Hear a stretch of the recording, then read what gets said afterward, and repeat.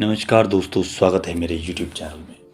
कुछ समझाते हुए ओशो कहते हैं, परमात्मा शब्द एक ऐसी शून्यता जो उनकी समझ में आता ही नहीं है। यानी कि परमात्मा यानी कि क्या?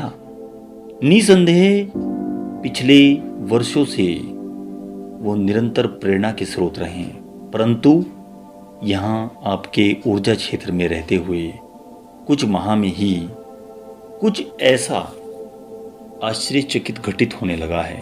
यानी कि समाधि के दौरान मुझे कुछ दिखता है। कभी ध्यान में मुझे लगता है कि मेरी मंजिल बहुत निकट आ गई है, मैं आपके समीप आ गया हूँ, सुबह होने को है, मैं आप में समाने को हूँ। कभी भीतर भीतर गहन अंधकार का अनुभव होता है, तब बहुत पीड़ा होती है। कभी आनंद, कभी पीड़ा। ये किस तरह की आंख मिचौली चल रही है मेरे और प्रभु के बीच। परमात्मा शब्द मेरी समझ में आता ही नहीं। परमात्मा आखिरकार है क्या? परमात्मा यानी क्या? हे मनुष्य, जो समझ में आ जाए वो संसार होता है, और जो समझ से परे होता है उसी का नाम परमात्मा होता है। जो समझ में आ जाता है वो ये भौतिक संसार है, और जो समझ में नहीं आता वो परमात्मा है। समझ पर ही अस्तित्व की परिसमाप्ति नहीं है। समझ के पार भी एक अस्तित्व है जिसको तू कभी ना समझ पाएगा। इस बात की उद्घोषणा ही तो परमात्मा है, जो कि इस जीवन से आगे भी फैला हुआ है, इस संसार से भी आगे है। ऐसी भूल ना करना कि जिसको तू कोई व्यक्ति ही समझ ले, यानी कि परमात्मा को व्यक्ति समझने की भूल ना करना। इसलिए जो परमात्मा को व्यक्ति मानकर खोजने चले हैं वो तो व्यर्थ ही भटकते फिरते हैं, कहीं नहीं जाएंगे। याद रख, परमात्मा तो अज्ञात का नाम है, अज्ञात का ही नहीं वरन अजय का। जिसे जानो तो जान ही नहीं पाओगे, जिसे जितना जानने की चेष्टा करोगे उतना ही पाओगे, उतना ही महसूस करोगे, उतना ही पता चल जाएगा कि वो कितना अनजाना है। लेकिन फिर भी एक और द्वार से उस ईश्वर में प्रवेश कर सकते हैं। उस द्वार का नाम है प्रेम। जानने से नहीं जाना जाता, लेकिन प्रीति से जाना जा सकता है, प्रेम से जाना जा सकता है। जानना ही अगर जानने का एकमात्र ढंग होता तो परमात्मा से संबंधित होने का कोई उपाय ना था। लेकिन एक और ढंग भी है। बुद्धि ही नहीं, तुम्हारे भीतर सब कुछ। हृदय का भी स्मरण करो। बुद्धि से ही नहीं, हृदय से स्मरण करो। सोच विचार ही सब कुछ नहीं, तुम्हारे भीतर भाव की आर्द्रता को भी तो कुछ अनुभव करो। आंखें सिर्फ कंकड़ पत्थर ही देखती हैं, जिनसे प्रीति के आंसू भी झरते हैं। अगर विचार पर ही ठहरे रहे तो परमात्मा नहीं। इसलिए नहीं कि परमात्मा नहीं है, बल्कि इसलिए कि विचार की क्षमता नहीं है परमात्मा को जानने के लिए। यह तो ऐसा ही हुआ कि कोई आदमी आंख से संगीत सुनना चाहे और फिर संगीत सुनाई ही ना पड़े, और वह कहे कि आंख से जब तक सुनाई नहीं पड़ेगा संगीत मैं मानूंगा नहीं, क्योंकि संगीत तो हमें कानों से सुनना होता है। तो किस तरह की जिद है? क्या करेंगे हम? आंख से संगीत सुना नहीं जा सकता। जिसकी जिद है कि आंख से सुनेगा, कान से सुना जा सकता है, उसकी जिद है कि कान खोलेगा नहीं। अर्थात बुद्धि से तुम उसको जान नहीं पाओगे, हृदय से जान पाओगे। प्रत्येक उपकरण की कोई सीमा होती है दोस्त, जान लो। बुद्धि पदार्थ को जान सकती है, परमात्मा को नहीं।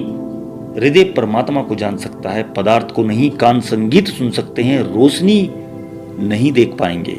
आंखें रोशनी देख सकती हैं, संगीत नहीं सुन सकती। हाथ छू सकते हैं, स्पर्श कर सकते हैं, गंध का अनुभव भी कर सकते हैं। उसके लिए तो नासपुटों की जरूरत होगी ही नहीं। प्रत्येक अनुभूति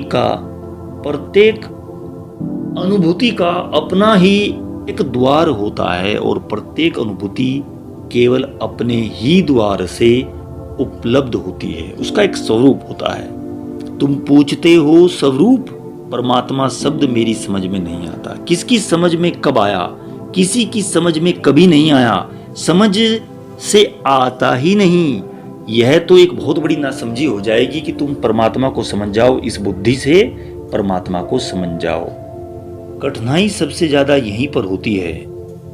इस जीवन का सब कुछ तो हम विचार से सुलझा लेते हैं और इसलिए एक भ्रांति पैदा होती है कि जब विचार से सब कुछ सुलझ रहा है, गणित सुलझ जाता है, भाषा सुलझ जाती है, हम तर्क दे पाते हैं, तर्क ज्ञान से हम बहुत सारी चीजों को सुलझा लेते हैं, दर्शन सुलझ जाता है, भूगोल, इतिहास, राजनीति, विज्ञान सब बुद्धि से सुलझ जाते हैं, तो एक ऐसी आशा भी आती है कि बुद्धि से हम परमात्मा को भी सुलझा लेंगे। और इसी आशा में सबसे बड़ी समस्या पैदा होती है। इसी आशा में हमारी निराशा के बीज अंकुरित होते हैं। इसी आशा में हमारी विफलता आती है और स्कूल से लेकर विश्वविद्यालय तक तुम्हें बुद्धि की ही शिक्षा दी जाती है। हृदय से तुम कुछ समझ पाओ ऐसा कुछ बताया ही नहीं जाता। इस जगत में कहीं भी तो कोई स्थान नहीं कि जहाँ हृदय का प्रशिक्षण होता हो।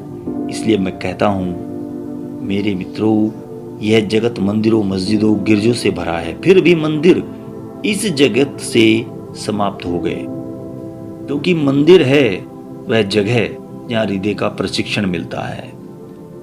तुम्हारे मंदिर भी बुद्धि से भरे गए हैं, वे पाठशालाएं हैं, वहां धर्मशास्त्र समझाए जा रहे हैं, किताबें पढ़ाई जा रही हैं धर्मशास्त्रों की। तुम्हारे मंदिर भी मस्तिष्क के ही तो आवास हो गए हैं, अब वहां हृदय नहीं नाचता। धर्म भी पढ़ाने की वस्तु हो गया है, ईश्वर भी पढ़ाने की वस्तु हो गया है। अब वहां प्रेम की बांसुरी नहीं बजती, अब तो वहां भी तर्क के जाल हैं। हिंदू हैं वह मुसलमान के खंडन में लगा है, मुसलमान है वह हिंदू के खंडन मंडन में लगा है।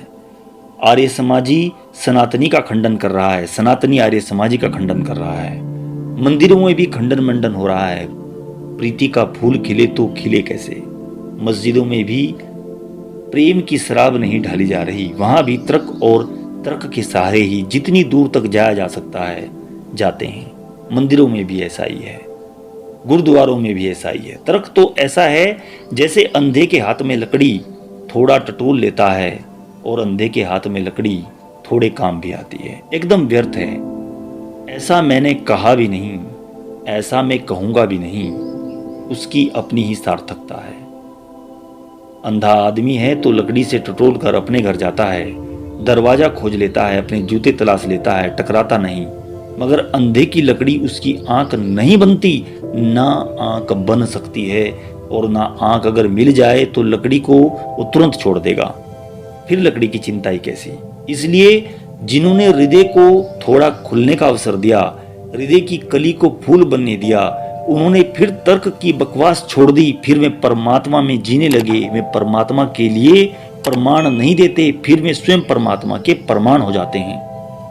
उनका उठना बैठना, उनका बोलना, उनका न बोलना सब परमात्मा की अभिव्यक्ति का ही तो केंद्र हो जाता है। उनका सारा जीवन परमात्मा का एक गीत हो जाता है। उनके जीवन से एक सुवास उठती है। तुम्हारे जीवन से भी वैसी सुवास उठ सकती है, तुम भी उसके हकदार बन सकते हो। उतने ही मालिक हो तुम जितना कोई कृष्ण, जितना कोई क्राइस्ट, उतने ही मालिक हो तुम जितने महावीर, जितने मोहम्मद, जितने मीरा। तुम भी वैसे बन सकते हो। बस वैसा प्रेम पैदा करो अपने हृदय में। तुम्हारे भीतर एक और भी अंतरंग जगत है, अंदर फैला हुआ है। तुम्हारे भीतर भाव का भी एक लोक है, बहुत कोमल, बहुत नाजुक। और चूंकि कोमल है, नाजुक है, इसलिए वो बहुत छिपा है। जितनी बहुमूल्य चीजें होती हैं उतनी ही गहरी होती हैं।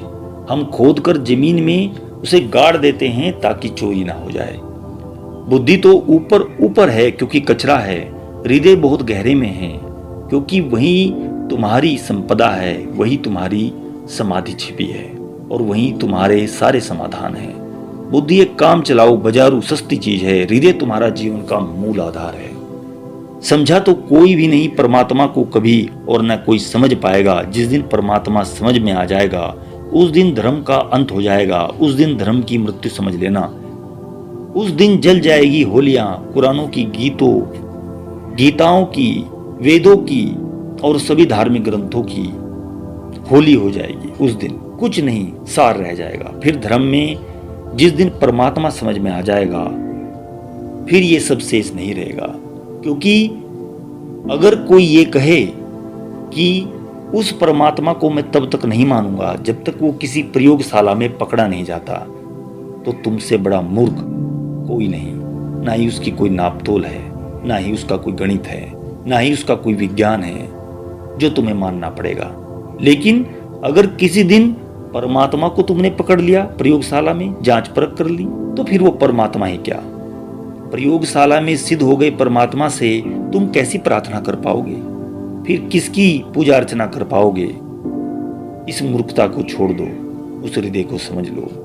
बुद्धि की मूढ़ता है यह, इसे छोड़ो।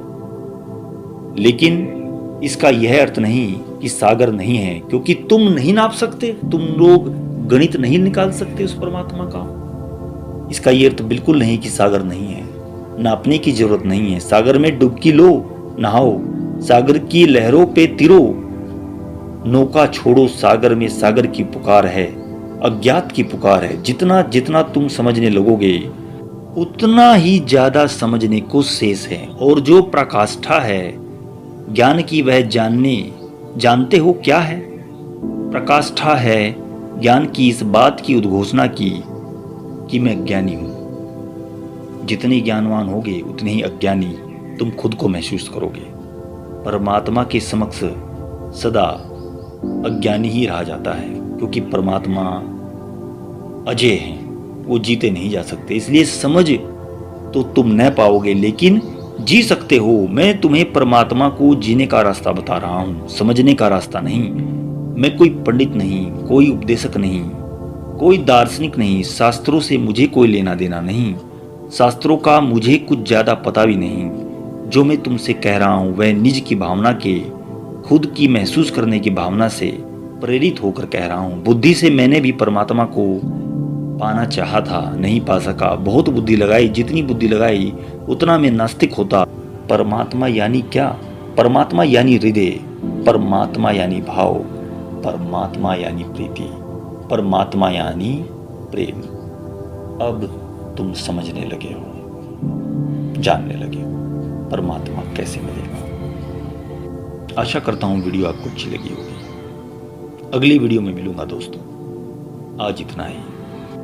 ओम नमः शिवाय।